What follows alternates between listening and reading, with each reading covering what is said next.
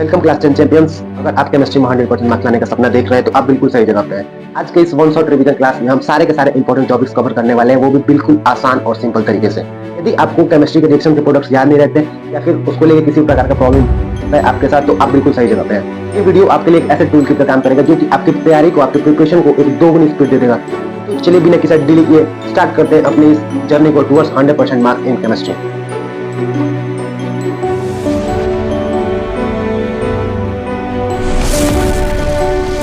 इस चैप्टर में हमें क्या क्या पढ़ना है? देखिए, इस चैप्टर में सबसे पहले हम पढ़ेंगे फिजिकल एंड केमिकल चेंज के बारे में। सबसे पहले हमारा टॉपिक होगा फिजिकल, उसके बाद हम पढ़ने वाले केमिकल रिएक्शन के बारे में, फिर हम पढ़ेंगे केमिकल इक्वेशंस क्या होते हैं, फिर टाइप ऑफ केमिकल इक्वेशन और कोरोजन एंड डेंसिटी। बहुत ही इजी लैंग्वेज में इस चैप्टर को कंप्लीट करेंगे फ्रेंड्स। तो चलिए स्टार्ट करते हैं। सबसे पहले हमारा आ जाता है फिजिकल एंड केमिकल चेंज। देखिए, फिजिकल चेंज वो होता है जिसको हम रिवर्स कर सकते हैं, मतलब जिसको हम एक बार कोई नया चीज फॉर्म हो रहा है तो उसको हम फिर से अगर रिवर्स कर सकते हैं, उससे हम लोग कहते हैं फ्रेंड्स फिजिकल चेंज। और केमिकल चेंज क्या होता है जिसे हम लोग रिवर्स नहीं कर सकते हैं। देख लेते हैं इसको। देखिए यहाँ पे chemical change not easily reverse, मतलब ऐसा चेंज जिसको हम इजिली रिवर्स नहीं कर सकते। New products form, chemical change में क्या होता है बच्चों, एक नया प्रोडक्ट फॉर्म होता है। रिएक्टेंट यूज्ड अप, इसमें जो भी रिएक्टेंट होते हैं वो लोग क्या होते हैं, यूज हो जाते हैं, खत्म हो जाते हैं। After heat light sound and freezing occurs, heating produce होगा या तो हीट प्रोड्यूस होगा, नहीं तो लाइट प्रोड्यूस होगा, नहीं तो साउंड प्रोड्यूस होगा।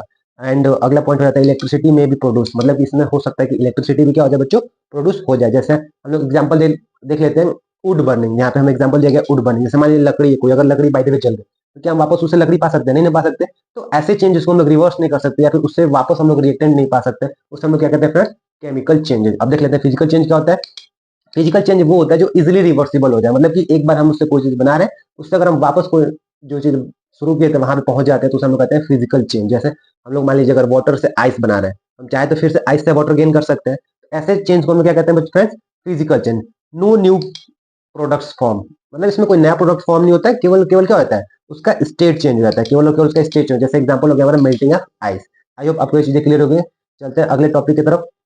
अगला टॉपिक हमारा है what is chemical reaction. Chemical reaction क्या होता है देख लेते हैं। और chemical reaction is in which the bond are broken within reactant molecules and new bonds are formed within product molecule in order to form a new substance. मतलब होता क्या है फ्रेंड्स, केमिकल रिएक्शन होता है ये मतलब कि जो एटम्स और मॉलिक्यूल्स हैं उनके बीच का जो बॉन्ड है वो ब्रेक हो जाए और वो सारे आपस में मिलकर क्या करें, एक नया प्रोडक्ट फॉर्म करें, उसी को हम लोग क्या कहते हैं, केमिकल रिएक्शन। जैसे हम देख सकते हैं ये ए है और बी है, दो रिएक्टेंट है, आपस में मिलकर क्या करें, रिएक्शन किए और एक प्रोडक्ट दे दिए, उसी को हम क्या कहते हैं, केमिकल रिएक्शन। इसका एक और सिंपल डिफिनेशन देख लेते हैं friends. The transformation of chemical substance into a new chemical substance, मतलब कि जो रिएक्टेंट है वो रिएक्ट करके क्या होगा, एक नया केमिकल सब्सटेंस फॉर्म कर लेता है, इसी को हम लोग क्या कहते हैं, केमिकल रिएक्शन। यहाँ पे एक नोट करने वाली चीज होती है friends, chemical reaction are the process leads to chemical changes. मतलब कि जो अभी हमने पिछले टॉपिक में पढ़ा केमिकल चेंज क्या होता है, तो केमिकल चेंज कहाँ से आता है, केमिकल रिएक्शन से निकलता है। केमिकल रिएक्शन ही क्या करता है, केमिकल चेंज को ऑकर करता है। ठीक है, चलिए आगे चलते हैं। How to identify a chemical reaction, मतलब हमें कैसे पता चलेगा कि केमिकल रिएक्शन क्या होता है। देखिए, change in state, chemical reaction में क्या होता है, हो सकता है कि उसका क्या हो जाए, स्टेट में चेंज हो जाए, तो जहाँ स्टेट चेंज होने के बाद क्या हो जाए, केमिकल रिएक्शन हो सकता है। चेंज इन कलर, मतलब कि ये प्रॉपर्टी है केमिकल रिएक्शन की, उसके कलर में भी क्या हो सकता है, चेंजिंग हो सकता है। इवोल्यूशन ऑफ गैस, मतलब कि हो सकता है उसमें से कोई गैस फॉर्म हो, कोई गैस निकले। चेंज इन टेम्परेचर, मतलब कि जो उसका इनिशियल टेम्परेचर है, हो सकता है उसके टेम्परेचर में भी क्या आ जाए, चेंज आ जाए। फॉर्मेशन ऑफ प्रिसिपिटेशन, मतलब कि जो ये नीचे जो प्रोडक्ट्स बचते हैं ये क्या हो जाए, हो सकता है कि नए नए प्रोडक्ट्स यहाँ फॉर्म हो जाए, प्रिसिपिटेशन बच जाए रिएक्शन के बाद। ये सब क्या हो गए, प्रॉपर्टी रहती है, किसकी हो जाती है प्रॉपर्टी बच्चों, केमिकल रिएक्शन की। चलिए आगे देख लेते हैं। There is a large variety of chemical reaction taking place around us, मतलब कि हम जिस एनवायरमेंट में रहते हैं इस एनवायरमेंट में बहुत सारे केमिकल चेंजेस डेली होते हैं, हमारे डेली लाइफ में बहुत सारे केमिकल चेंजेस होते हैं जिन्हें हम लोग क्या होते हैं, देखते हैं। आई होप आप सब कुछ चीजें क्लियर होंगी। चलिए आगे देख लेते हैं। अब हमें एक रिएक्टिविटी के बारे में बताया जाता है, एक्टिविटी के बारे में बताया जाता है। इसका नाम है मैग्नीशियम रिबन एक्टिविटी। ये एक्टिविटी एग्जाम के पॉइंट ऑफ व्यू से बहुत ज्यादा इंपॉर्टेंट। देखिए बहुत इजी है। इसमें होता क्या है कि एक मैग्नीशियम रिबन को क्या किया जाता है, एयर में बर्न किया जाता है। बर्न करने का मतलब क्या होता है कि आग में जलाया जाता है। तो उससे होता क्या है, dazzling white flame change into white powder, मतलब कि एक डेजलिंग व्हाइट फ्लेम प्रोड्यूस होता है। देखिए इस टॉपिक को पढ़ाने के पीछे बस एक यही वर्ड, मेन वर्ड यही था जिसको पढ़ाने इस टॉपिक को बताया गया, डेजलिंग लाइट। डेजलिंग लाइट क्या होता है बच्चों, डेजलिंग लाइट।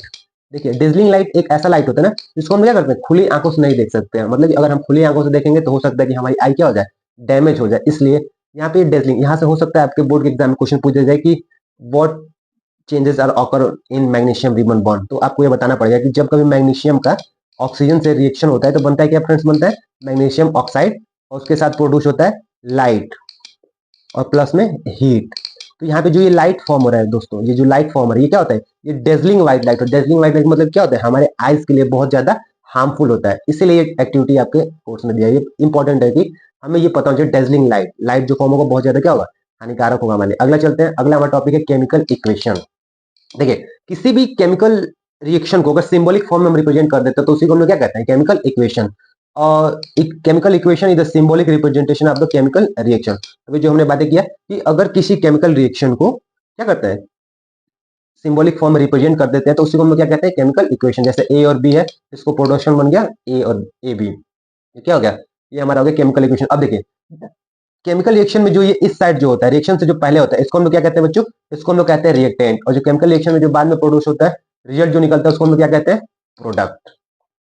इन द देख लेते हैं, in the reaction A and B are called reactants and A B is called the product.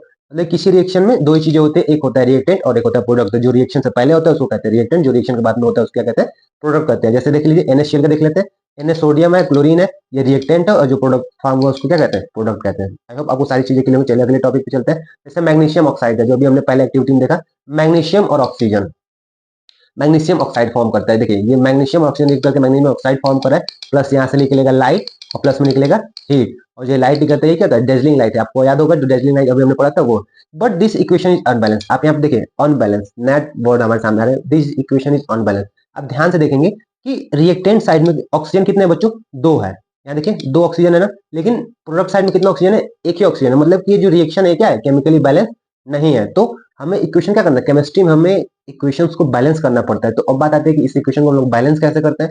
अगला टॉपिक वही पढ़ते हैं, व्हाट इज बैलेंस इक्वेशन। देखिए the equation in which the number of atoms on the reactant sides are equal to the number of atom on the product side known as balance reaction. मतलब कि अगर reactant side और product side दोनों side क्या हो जाए, atoms के number equal हो जाए, तो उसको हम क्या कहेंगे, बैलेंस इक्वेशन कहेंगे। चलिए देखते हैं इक्वेशन कैसे बैलेंस किया जाता है, सीखते हैं different steps to balance a chemical equation. ये सारी चीजें आपके बुक में दी हुई है, इजी सा है। चलिए आपको डायरेक्ट सिखाते हैं कि बैलेंस कैसे होता है। देखिए हमें करना क्या होता है कि कोई इक्वेशन मान लीजिए हमें दिया है CH4 प्लस O2 रिएक्ट करके क्या बन रहा है बच्चों, CO2 प्लस H2O। देखिए इसको हमें बैलेंस करना है। तो करना क्या होता है कि सबसे पहले हम उसको बैलेंस करते हैं जिसमें सबसे ज्यादा नंबर ऑफ एटम्स होते हैं। तो आप ध्यान देंगे, आप देखेंगे सब में से ज्यादा नंबर ऑफ एटम्स किसमें है, आप देखेंगे तो सबसे ज्यादा नंबर ऑफ एटम किसमें है, इसमें है। तो इसमें देखिए जो सबसे ज्यादा एटम उसको सबसे पहले बैलेंस करते हैं, H4। सबसे ज्यादा हाइड्रोजन है 4 है, और रिएक्टेंट साइड में कितने हैं बच्चों, अब प्रोडक्ट साइड में 2 है, तो यहाँ क्या करते हैं 2 कर देते हैं। अब कितना हाइड्रोजन हो गया, यहाँ 2 2 4 हो गया, यहाँ 4 हो गया, O2 हो गया, यहाँ 2 O2 और 4 है ना, यहाँ पे हमें क्या करना पड़ेगा, 2 करना पड़ेगा। अब देखिए आप काउंट करिए, कार्बन कितने रिएक्टेंट साइड में, 1 है, प्रोडक्ट साइड में भी 1 है। हाइड्रोजन कितने हैं बच्चों, 4 है, प्रोडक्ट साइड में कितना है, 4 है। ऑक्सीजन कितना है, 2 O2 4 हो गया, यहाँ पे H2O2 4 हो गया। देखिए अब जो हमारा रिएक्शन हो क्या है, केमिकली बैलेंस हो गया। तो इस तरीके से हम क्या करते हैं, किसी भी रिएक्शन को बैलेंस करते हैं। सबसे पहले हमें क्या करना पड़ता है, जो सबसे ज्यादा एटम होता है उसको बैलेंस करना पड़ता है। अगर हम एटम्स को बैलेंस कर देंगे तो धीरे धीरे पूरा रिएक्शन हमारा क्या हो जाएगा, बैलेंस हो जाएगा। आई होप आपको ये सब चीजें। चलते हैं अपने अगले टॉपिक पे। अगला एक और देख लेते हैं। जैसे ये दिया है, एक रिएक्शन दिया है, Na प्लस H2O फॉर्म हो रहा है, NaOH प्लस, और यहाँ पे थोड़ा ध्यान देंगे, ये जो O2 लिखा है ना, यहाँ पे O2 ना होगा क्या होगा, H2 होगा, हाइड्रोजन होता है। चलिए इस इक्वेशन को बैलेंस करते हैं, देखते हैं कैसे होगा। ठीक है, सबसे ज्यादा इसमें एटम्स पहले देखते हैं किसके पास, इसके पास है 1, इसके पास है 3, 2 हाइड्रोजन 1 ऑक्सीजन 3। इसमें कितना है, सोडियम के पास 1, ऑक्सीजन के पास 1, हाइड्रोजन के पास 1, मतलब इसके पास है 4, इसके पास है 2। सबसे पहले हमें क्या करना पड़ेगा, इसे बैलेंस करना पड़ेगा। हाइड्रोजन इधर कितना है बच्चों, 2 है, इधर भी कितना है, 2 है। ऑक्सीजन 1 है, यहाँ भी 1 है, सोडियम 1 है, यहाँ भी 1 है। ऑलरेडी ये बैलेंस है, इसमें तो कुछ करने की जरूरत ही नहीं है। सोडियम 1 है, यहाँ सोडियम 1 है, हाइड्रोजन 2 है, यहाँ पे हाइड्रोजन, ओ सॉरी सॉरी सॉरी, यहाँ पे देखिए हाइड्रोजन 3 है, 1 हाइड्रोजन यहाँ है और 2 हाइड्रोजन यहाँ पे, इसको हमें बैलेंस करना पड़ेगा। चलिए देखते हैं। और यहाँ 2 1 3 हो गया ना, तो क्या करते हैं, यहाँ पे 2 कर देते हैं। यहाँ पे 2 करेंगे तो कितने हाइड्रोजन हो गए, 2 2 4 हो गए, और यहाँ पे कर देते हैं 2। अब कितने हाइड्रोजन हो गए, 2 2 4, यहाँ भी हो गए 2, और इधर हो गए 2 4। लेकिन यहाँ पे ऑक्सीजन कितना हो गया बच्चों, 2 हो गया, यहाँ भी ऑक्सीजन 2 हो गया, और हमें यहाँ पे सोडियम को 2 करना पड़ेगा। देखिए अगर इसी तरीके से हमने अपना रिएक्शन क्या कर लिया, बैलेंस कर लिया। तो रिएक्शंस बैलेंस करना बहुत ज्यादा डिफिकल्ट नहीं है, बहुत ईजी होता है, आप आसानी से कर सकते हैं। चलिए आगे चलते हैं। टाइप ऑफ केमिकल रिएक्शन आता है, हमारा अगला टॉपिक है टाइप ऑफ केमिकल रिएक्शन। तो केमिकल रिएक्शन कितने प्रकार के होते हैं बच्चों, 4 प्रकार के। पहला होता है कॉम्बिनेशन रिएक्शन, दूसरा डिकम्पोजिशन, उसका डिस्प्लेसमेंट रिएक्शन, उसके बाद डबल डिस्प्लेसमेंट रिएक्शन। बहुत आसान है, चलिए इनकी तरफ चलते हैं। पहला आता है कॉम्बिनेशन रिएक्शन, नाम से क्लियर हो, कॉम्बिनेशन मतलब कि ऐसा रिएक्शन जिसमें दो या दो से अधिक रिएक्टेंट्स आपस में कंबाइन होकर क्या हो जाए एक प्रोडक्ट बना दे, उसे हम लोग क्या कहते हैं, कॉम्बिनेशन रिएक्शन। देख लेते हैं, it may be defined as a chemical reaction in which two or more substance coupled combine to form a single substance under suitable condition. मतलब कि जब कभी दो या दो से अधिक रिएक्टेंट्स क्या हो जाए आपस में रिएक्ट करके एक प्रोडक्ट बना दे, तो उसे हम लोग क्या कहते हैं, कॉम्बिनेशन रिएक्शन कहते हैं। अगला देख लेते हैं, इंपॉर्टेंट चीज यहाँ लिखा है, they are exothermic in nature in general. मतलब कि बेसिकली जो कॉम्बिनेशन रिएक्शन होते हैं वो क्या होते हैं, एक्सोथर्मिक होते हैं। एक्सोथर्मिक रिएक्शन किसे कहते हैं बच्चों, जिसमें क्या हो हीट प्रोड्यूस हो। ऐसा रिएक्शन जिसमें हीट प्रोड्यूस होता है उसे हम लोग क्या कहते हैं, एक्सोथर्मिक रिएक्शन। क्लियर है, चलिए चलते हैं अगले टॉपिक पे। अगला देख लीजिए, एक्सोथर्मिक रिएक्शन आ जाता है, reaction in which heat is release. मतलब ऐसा रिएक्शन जिसमें क्या हो जाए, हीट प्रोड्यूस हो जाए, उसे हम लोग क्या कहते हैं, एक्सोथर्मिक रिएक्शन। जैसे हम देख लेंगे यहाँ पे, ग्लूकोज का रिएक्शन हो रहा है ऑक्सीजन के साथ, तो हमें मिल रहा है कार्बन डाइऑक्साइड प्लस में वाटर, प्लस में क्या मिल रहा है, एनर्जी मिल रही है हीट के फॉर्म में। और ऐसे यहाँ पे कार्बन और ऑक्सीजन का भी देख लें, कार्बन ऑक्सीजन रिएक्ट कर रहा है तो बन रहा है कार्बन डाइऑक्साइड प्लस निकल रहा है हीट। मतलब कि ऐसा रिएक्शन जिसमें क्या प्रोड्यूस हो, हीट प्रोड्यूस हो, उसे हम क्या कहते हैं, एक्सोथर्मिक रिएक्शन। क्लियर हो रहा है, चलिए आगे चलते हैं। अगला हमारा आता है डिस्प्लेसमेंट रिएक्शन। देख लेते हैं, सॉरी डिकम्पोजिशन रिएक्शन। देखिए डिकम्पोजिशन रिएक्शन क्या होता है, नाम से क्लियर, डिकम्पोज होना। डिकम्पोजिशन का मतलब क्या होता है बच्चों, कि ब्रेक डाउन, टूट जाना। मतलब कि अगर एक कोई प्रोडक्ट है वो टूट के अलग अलग टूट जाए दो या दो से अधिक में, तो हम क्या कहेंगे, डीकंपोजिशन। देख लेते हैं, decomposition reaction can be defined as a chemical reaction in which one reactant break down into two or more products। मतलब क्या हो जाए, एक अगर रिएक्टेंट प्रोडक्ट दो से या दो से अधिक चीजों में टूट जाए तो उसे हम क्या कहते हैं, डीकंपोजिशन रिएक्शन। चलिए आगे चलते हैं, देख लेते हैं यहाँ पे क्या लिखा है, decomposition reaction are generally endothermic since energy required to break the chemical bond and separate the constituent element. देखिए जो डिकम्पोजिशन रिएक्शन होते हैं ना वो एंडोथर्मिक होते हैं। एंडोथर्मिक होने के पीछे रीजन क्या है, देखिए जब ये मॉलिक्यूल्स के हमें क्या करना पड़ेगा, अगर इनके बीच का जो रिएक्शन है, जो बॉन्डिंग है, उससे अगर हमें तोड़ना है तो हमें क्या करना पड़ेगा बच्चों, हीट देना पड़ेगा। तो जिस रिएक्शन में हमें हीट देना पड़ता है वो कौन सा रिएक्शन होता है, एंडोथर्मिक रिएक्शन। आपको पता होगा, चलिए कि नहीं पता तो हमने देख लिया कि एंडोथर्मिक क्या होता है, जिसमें हमें हीट देना पड़े, और एक्सोथर्मिक क्या होता है, जिसमें हीट हमें क्या मिले। पॉइंट टू बी नोटेड क्या है, थर्मल डिकम्पोजिशन देख लेते हैं। मतलब कि ऐसा डिकम्पोजिशन जिसमें हीट का यूज करके हम क्या करते हैं, ब्रेक डाउन करते हैं, तो उसे हम लोग कहते हैं thermal decomposition. Thermal decomposition is chemical reaction where a single substance break down into two or more simple substance when heated. मतलब कि जब कभी हीट का प्रोड्यूस करके अगर हम लोग रिएक्शन को तोड़ देते हैं तो उसे हम क्या कहते हैं, थर्मल डिकम्पोजिशन। जैसे यहाँ पे आप देख सकते हैं, ये जो है इसको कैल्शियम कार्बोनेट, इसको हमने क्या करते हैं, हीट दिया। ये ट्रायंगल जो आपको दिख रहा है ये किसका सिंबल है बच्चों, ये हीट का सिंबल है। जब कभी हीट का यूज करके ब्रेक डाउन हो जाए तो उसे हम लोग क्या कहते हैं, एंडोथर्मिक रिएक्शन। क्लियर है, चलिए देखिए यहाँ पे लिखा है एंडोथर्मिक रिएक्शन। चलिए कोई बात नहीं, आगे देख लेते हैं, डिस्प्लेसमेंट रिएक्शन। अगला हमारा क्या, डिस्प्लेसमेंट रिएक्शन। देखिए a chemical reaction in which a more reactive elements is displaced by the less reactive elements to form its compound is called displacement reaction। देखिए displacement reaction क्या होता है कि जब कभी एक मोर रिएक्टिव, मान लीजिए आयरन क्या है, एक मोर रिएक्टिव एलिमेंट्स है कॉपर से, तो आयरन क्या करेगा, इसको इसके प्लेस से डिस्प्लेस कर देगा। तो ऐसा रिएक्शन जिसमें मोर रिएक्टिव एलिमेंट्स क्या करते हैं, कम रिएक्टिव एलिमेंट्स वो उसकी जगह से डिस्प्लेस कर देते हैं, ऐसे रिएक्शन क्या कहते हैं, डिस्प्लेसमेंट रिएक्शन। देखिए नाम से क्लियर, डिस्प्लेसमेंट मतलब उसको डिस्प्लेस कर देना। आई होप आपको ध्यान देने वाली है कि हाईली रिएक्टिव जो होते हैं ना वो क्या करते हैं, डिस्प्लेस करते हैं किसको, लो रिएक्टिव्स को। नोट करने वाली चीज, हाईली रिएक्टिव एटम्स क्या करते हैं, लो रिएक्टिव एटम्स को क्या करते हैं, उसको अपनी जगह से डिस्प्लेस कर देते हैं। क्लियर है, चलिए आगे चलते हैं। ये देखिए मान लीजिए ए बी सी है, जिसमें ए क्या है, मोर रिएक्टिव है, सॉरी सी क्या है, मोर रिएक्टिव है, तो ए से ब्रेक डाउन करके बी सी फॉर्म हो गया। चलिए ठीक है, यहाँ देख लेते हैं क्या है, zinc and lead are more reactive elements than copper. देखिए जिंक और जो लीड होता है क्या होता है, मोर रिएक्टिव होता है कॉपर से। आई होप आपको चीजें सारी क्लियर होंगी, बहुत आसान चीजें। अगला देख लेते हैं बच्चों, डबल डिस्प्लेसमेंट रिएक्शन क्या होता है, डबल डिस्प्लेसमेंट। देखिए इसमें नाम से क्लियर हो, डबल डिस्प्लेसमेंट मतलब जिसमें एक्सचेंज हो जाए।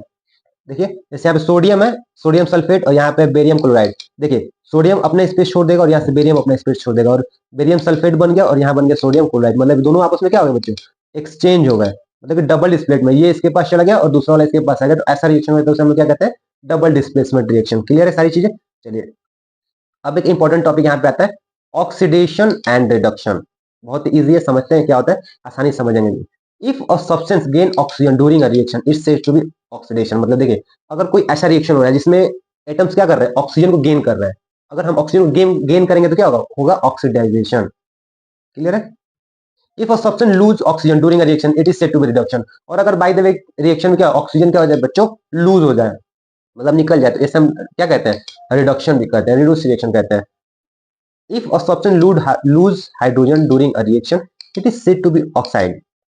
मतलब कि देखिए ऑक्सीडेशन रिएक्शन यहाँ पे समझने वाली बात है। ऑक्सीडेशन रिएक्शन क्या होता है, या तो ऑक्सीजन को क्या करे, गेन करे, ओ को, या तो ऑक्सीजन को गेन करे या फिर हाइड्रोजन को क्या करे बच्चों, लूज करे। मतलब कि अगर कोई रिएक्शन ऑक्सीजन को गेन करता है और हाइड्रोजन को लूज करता है, तो उसको हम लोग क्या कहते हैं, ऑक्सीडेशन रिएक्शन। और रिडक्शन रिएक्शन किसे कहते हैं बच्चों, तो ऑक्सीजन को क्या करे, लूज करे, और हाइड्रोजन को क्या करे, गेन करे। ये समझ में आ रही है, मतलब कि अगर ऑक्सीजन को लूज कर रहा है और हाइड्रोजन को गेन कर रहा है, तो ऐसे रिएक्शन को हम क्या कहते हैं, रिडक्शन रिएक्शन। चीजें क्लियर है, चलिए आगे चलते हैं। आता है रिडॉक्स रिएक्शन। देखिए ऐसा रिएक्शन जिसमें एक ही रिएक्शन में क्या हो जाए, ऑक्सीडेशन भी हो जाए, एक ही रिएक्शन जिसमें ऑक्सीडेशन भी हो जाए और रिडक्शन भी हो जाए, दोनों एक ही साथ हो जाए, तो उसको हम क्या कहेंगे, रिडॉक्स रिएक्शन। देख लेते हैं, the chemical reaction in which oxidation and reduction takes place simultaneously are known as redox reaction. मतलब ऐसा रिएक्शन जिसमें क्या हो जाए, ऑक्सीडेशन के साथ रिडक्शन भी हो जाए, दोनों मतलब एक तरफ ऑक्सीजन जुड़े एक तरफ हाइड्रोजन निकल जाए, समझ रहे हैं, रिडॉक्स रिएक्शन दोनों एक साथ हो जाए। बात आती है oxidising agent and reducing agent. देखिए एक एक इंपॉर्टेंट टॉपिक को हमने कवर करने की कोशिश किया, एक भी टॉपिक छोड़ा नहीं है, चाहे छोटा हो चाहे बड़ा हो। देखिए ऑक्सीडेशन क्या होता है कि जैसे आप देखिए हाइड्रोजन क्या कर रहा है, रिलीज हो, कंबाइन हो गया ऑक्सीजन के साथ, ऑक्सीजन गेन कर रहा है ना, हो गया ऑक्सीडेशन। लेकिन और यहाँ पे क्या हो गया, कार्बन डाइऑक्साइड क्या हो गया, रिडक्शन हो गया, इसको कहते हैं रिडक्शन। चीजें क्लियर। देखिए ऑक्सीडाइजिंग एजेंट क्या होता है, ऑक्सीडाइजिंग एजेंट वो होता है ना जो किसी एटम्स क्या करे, ऑक्सीडेशन करने के लिए, मतलब ऑक्सीजन को लेने के लिए मजबूर कर दे, उसे हम क्या कहते हैं, ऑक्सीडाइजिंग एजेंट। मतलब उसको ऑक्सीडाइज करने के लिए मजबूर कर दे, उसे कहते हैं ऑक्सीडाइजिंग एजेंट। और यदि कोई रिएक्शन में क्या होता है, रिडक्शन हो जाए, मतलब ऑक्सीजन को लूज करने पर मजबूर हो जाए, इसमें गेन करने पे इसको लूज करने पर मजबूर है, तो उसे हम लोग क्या कहते हैं बच्चों, कहते हैं रिडक्शन रिएक्शन। अगला टॉपिक हमारा है कोरोजन। कोरोजन को समझते हैं। The gradual destruction of pure metal by the action of air, moisture or chemical on their surface is called corrosion. मतलब कि समझ लेते हैं, the gradual destruction of pure metal, मतलब अगर कोई मेटल है जिसे हम लोग एयर में छोड़ दिए हैं, उसको मॉइस्चर मिलेगा, नमी मिलेगी एटमोस्फेयर से, तो अगर वो नमी लेके किसी प्रकार से कोई रिएक्शन कर जाता है, तो उसे हम लोग क्या कहते हैं बच्चों, कोरोजन कहते हैं। मतलब कि उसने एटमोस्फेयर से क्या किया कि एयर ले लिया, मॉइस्चर ले लिया और रिएक्शन कर लिया, तो उसे हम कहेंगे कोरोजन। इसमें हमारा बेस्ट एग्जांपल आता है कोरोजन ऑफ आयरन, मतलब कि रस्टिंग। इसमें लोहे में क्या लगती है, जंक लग जाती है। देखिए क्या होता है, इसको प्रिवेंट करने के लिए हम सबसे पहले क्या करते हैं, the black coating on silver and the green coating on copper are other example of corrosion. अगला एक तो हमने देख लिया रस्टिंग ऑफ आयरन, दूसरा हमने क्या देख लिया बच्चों, एग्जाम्पल दिया ब्लैक कोटिंग ऑन सिल्वर। मतलब सिल्वर को अगर हम खुले में छोड़ दे काफी दिनों तक, उसमें क्या होता है, एक ब्लैक कलर की पट्टी आ जाती है, जिसे हम लोग क्या कहते हैं, कोरोजन कह सकते हैं। और the green coating on a copper, और कॉपर क्या होता है, धीरे धीरे ग्रीन कलर का उस पर आ जाता है, जिसे हम लोग क्या कहते हैं, रस्टिंग कहते हैं। अगला देख लेते हैं बच्चों, लास्ट टॉपिक हमारा होगा रेंसिडिटी। देखिए when fats and oil stay in open for long they get oxidise and become rancid. मतलब कि अगर हम किसी प्रकार के भोजन को या सब्जी या किसी पदार्थ को ज्यादा देर तक खुले में छोड़ देते हैं, तो क्या करता है, एटमोस्फियर से ऑक्सीजन लेकर रिएक्शन कर लेता है, और वो क्या होता है, रेंसिड हो जाता है, मतलब कि खराब हो जाता है। उसी प्रोसेस को हम लोग क्या कहते हैं, रेंसिडिटी कहते हैं। And their smell and taste change.